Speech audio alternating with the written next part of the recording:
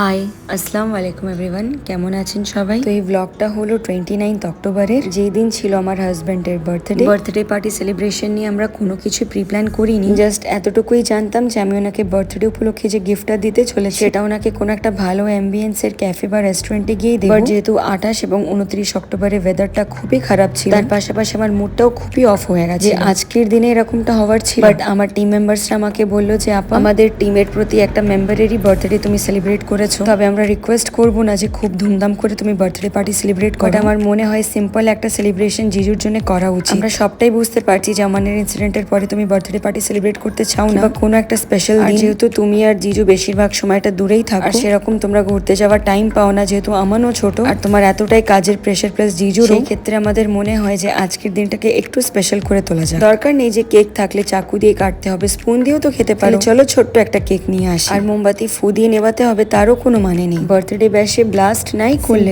কিছু একটা তো রোমান্টিক আইডিয়া তুমি বার করতেই পারো, যেহেতু আমরা শুরু থেকে দেখে আসছি সেলিব্রেশনস নিয়ে আর ইভেন্ট ম্যানেজমেন্ট নিয়ে তোমার মাথায় প্রচুর ইনোভেটিভ আইডিয়াজ আছে। তাহলে চলো না আপা জিজুকে একটু স্পেশাল ফিল করানো যায়। ওদের এই সমস্ত কথা শুনে আমিও হ্যাঁতে হ্যাঁ মিলিয়ে দিলাম, আর ডিসাইড করে ফেললাম আজকে সন্ধ্যার ভেনিউটা বসিরহাট চাপাপুকুর অরুণস ক্যাফের প্রচুর নাম শুনেছি এবং প্রচুর ভ্লগসও দেখেছি, তবে ব্যস্ততা এবং সময়ের অভাবে কখনো ওখানে যেতে পারি। ভাবলাম যে ঠিকই আছে আজকেই চলে যাই। সাথে সাথেই আমি কল করে নিয়েছিলাম ওদের নাম্বার, আর বুক করে নিয়েছিলাম অরুণস ক্যাফের সব থেকে সুন্দর কর্নার, ওদের এই সেলিব্রেশন জোনটাকে। গোটা ক্যাফেটা জুড়েই খুবই সুন্দর জায়গা, তবে আমার কাছে এবং আমাদের প্রতি একটা টিম মেম্বার্স এর কাছে, আমার হাবি জাহানের কাছে এই সেলিব্রেশন জোনটাই হয়েছে সব থেকে সুন্দর প্লেস। এবং এই জোনটা আপনাদের কেমন লেগেছে ডেফিনেটলি কমেন্টসে জানাবেন, এবং আপনারা কারা কারা এর আগে এখানে গিয়ে সেলিব্রেশন করেছে ডেফিনেটলি কমেন্টসে জানাবেন। তো ওখানে যাওয়ার সাথে সাথেই গোটা ক্যাফের অ্যাম্বিয়েন্সটা খুব সুন্দর করে ঘুরে নিলাম। তারপরে আমাদের সেলিব্রেশন স্পটটাকে আমরা সবাই মিলে খুব সুন্দর করে সাজিয়ে নিলাম, কারণ ওয়েদার খারাপের জন্য ওখানে অন্য দিনের তুলনায় স্টাফসরাও একটু কম ছিল এবং কাস্টমারদের ভিড়টাও একটু কম ছিল। খুব নিরিবিলি পরিবেশ পেলাম, আর সত্যি কথা বলতে খুব এনজয় করেছেন এবং মাইন্ডটাও খুবই ফ্রেশ হয়ে গেছে। স্টাফস কম থাকার জন্য আমাদের এই অ্যারেঞ্জমেন্টস গুলো একটু নিজেদেরকেই করে নিতে হয়েছিল, আর এই কারণে ওরা এতটাই ডাউন টু আর্থ, ওদের বিহেভিয়ার এতটাই ভালো, ওরা আমাদের কাছে বিগ সরিও চেয়ে নিয়েছিল, যেহেতু আমাদের আসার আগে ওরা অ্যারেঞ্জমেন্টস গুলোকে পুরো করে রাখতে পারেনি। তবে ওরা এটা বুঝতে পারছে না হাজবেন্ডের জন্য এই মোমেন্টটাকে নিজের হাতে সাজিয়ে আমি নিজেকে কতটা না লাকি ফিল করছিলাম। আর আমি বারবার করে ওদেরকে এটা বলছিলাম ইটস ওকে, আপনাদেরকে সরি বলতে হবে না, কোনো ব্যাপার। তবে আপনাদের সাথে একটা মজার বিষয় শেয়ার করার আছে। আপনারা এই ভিডিওটিতে দেখতেই পাচ্ছেন যে আমি নিচে গোটা রাস্তাটাতে ফ্লাওয়ারের পেটেলস ছড়িয়েছিলাম, যাতে আমার হাবি জাহান ওটার উপর দিয়ে হাঁটতে হাঁটতেই কেক অব্দি পৌঁছে যান। আর সেম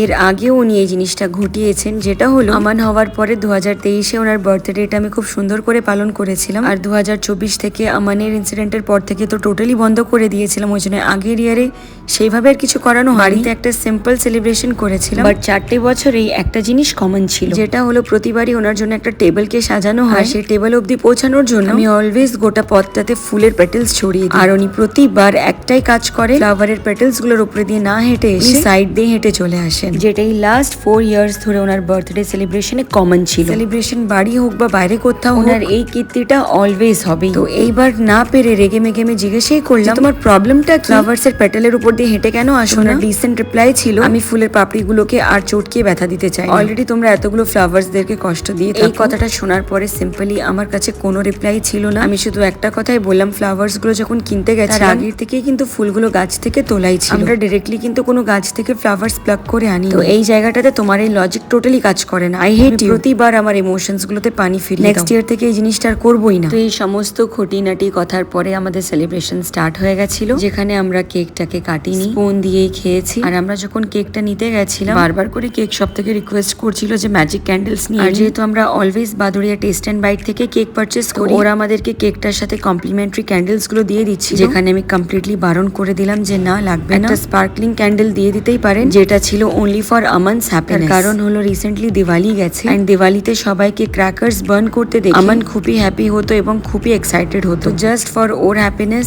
স্পার্কলিং ক্যান্ডেলটা নেওয়া। আদারওয়াইজ হয়তো ওটাতেও আমি রাজি হতাম না। আমরা কোনো ক্ল্যাপিং, কোনো বার্থডে সং কিছুই গাইনি, ঠিক যতটা সিম্পল ভাবে এই দিনটাকে পালন করা যায় সেটাই করেছিলাম। তারপরে আসলো বার্থডে গিফটের পালা, যেটাতে আমি ওনাকে দিয়ে দিয়েছিলাম এই সিলভারের লোটাস ডিজাইনের ব্রেসলেটটা। রিসেন্টলি অক্টোবর মাসে 17 তারিখে ছিল আমাদের 4 ইয়ার রেজিস্ট্রি এবং এঙ্গেজমেন্ট অ্যানিভার্সারি। সেই উপলক্ষে আমি ওনাকে দিয়ে দিয়েছিলাম সেম লোটাস ডিজাইনের একটা গোল্ড ব্রেসলেট। যেহেতু বাড়ি থেকে আমরা প্রচুর বকাঝকা খাচ্ছিলাম যে ছেলেদের সবসময় গোল্ড পরে থাকতে, আর এটা কম বেশি আমার জানাও ছিল। আর এর পাশাপাশি আপনারা অনেকে আমাকে কমেন্টসও করেছিলেন আপা গিফটটা খুবই সুন্দর হয়েছে, বাট ছেলেদের গোল্ড পরাটা ঠিক হবে না। তো সেই জিনিসটাকে মাথায় সিরিয়াসলি নিয়ে ওনাকে সেম লোটাস ডিজাইনের আমি একই ব্রেসলেটটাই গিফট করেছিলাম। এটা ছিল সিলভারের, যাতে উনি অলওয়েজ পরে থাকতে পারেন, তার কারণ গোল্ড ব্রেসলেটটা সবসময় পরে থাকাটা সম্ভব হবে না। তারপরে আমি ওনাকে হাঁটু গেড়ে প্রপোজ করে দিয়েছিলাম, যেটা করতে আমার কোনো মান সম্মানই লাগে না। আমার ভালোবাসার প্রতি একটা সেন্টেন্স উনি ডিজার্ভ করেন। তবে এইসব ক্ষেত্রে উনি প্রচন্ড লাজুক, আর এই সব কিছু আমাদের হাজব্যান্ড ওয়াইফের রিলেশনশিপের মধ্যে আমাকেই আগে করতে হয়, বাট তাতে আমার কোনো প্রবলেমই নেই। আর এই সব কিছুর জন্য উনি আমাকে অলওয়েজ বলেন যে আমি হলাম ওনার জীবনে দেখা প্রথম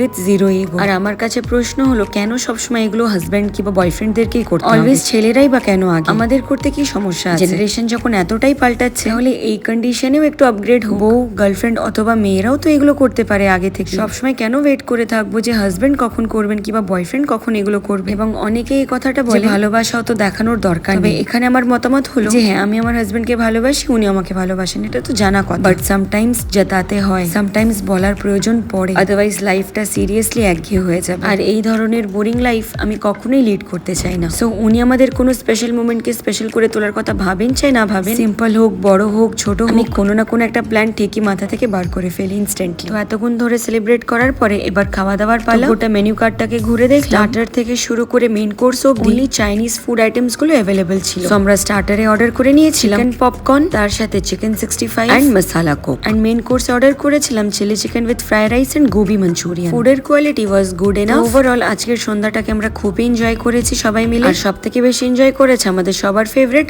আর যেহেতু বাড়ি থেকে সবসময় বার হওয়ার টাইম পাই না, আজকে বেরিয়ে আমার মুডটা খুবই রিফ্রেশ হয়ে গেছে। Bye bye everyone, end of the vlog. আবার দেখা হবে অন্য একটি ভ্লগে।